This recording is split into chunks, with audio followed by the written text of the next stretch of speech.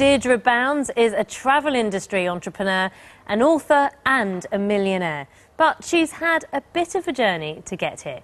She's been a stand-up comedian and a bus driver. Not here, though, out in the Australian outback. Well, a backpacking trip to Japan inspired her first business for gap year students who want to teach English abroad. Since selling that business, she hasn't lost the knack for starting up new ones. She'll launch 2 new companies next week, including one that offers children's parties. Deirdre, come over and join us.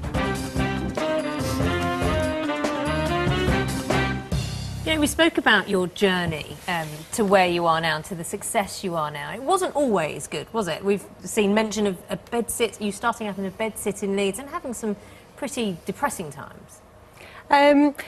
Yes, I think probably one of the worst times. I was in my mid-20s and I was full of self-pity. Everything was wrong with Leeds, where I was living, with Britain, and I thought, well, I'll go off and I'll teach English around the world. And I'll go to Japan, the Japanese will understand me. And they didn't.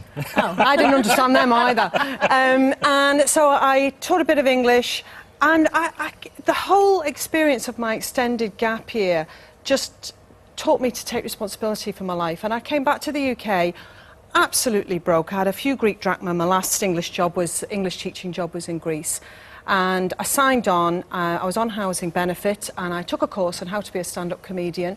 And it's great for presentation skills, actually. And then I became a youth worker, and that gave me the whole idea of starting the company.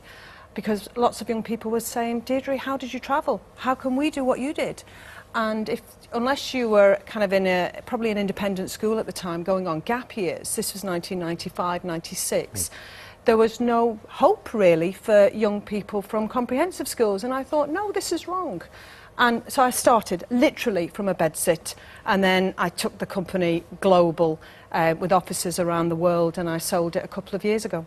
And when you set off for Japan, did you do that with the thought in your head that this is how I will sort out my life and I will come back with a plan of action?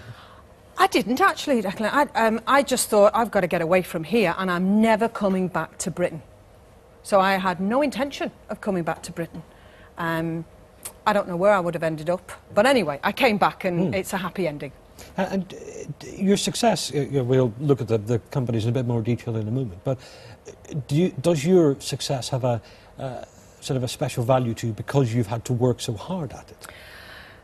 When I was in Japan, I found a way which kind of changed the way I thought, and that was I found a 12-step program.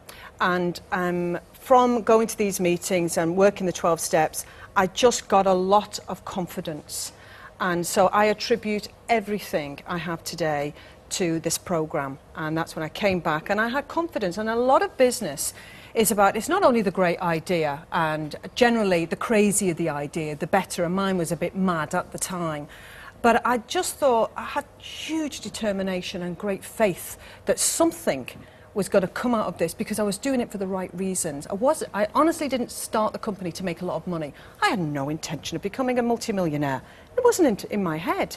But I think, to be fair, after 2 or 3 months of seeing this, I thought, well, actually, this could be a great business. Was selling the business always your plan once you realised it would be a success? And is that what you were working to, or is it starting up businesses that excites you? A bit of both, actually. Selling the business, it got to a level, because it was global, I wasn't enjoying managing a business. I think what I am, honestly, is an entrepreneur. I get very excited about coming up with concepts. And business is just identifying a problem and thinking of a solution to that problem. We need to keep it simple. Some people think it's very complex, and it isn't. So I love startups. I love the whole process of getting something up, like the business I'm starting next week, the children's parties business.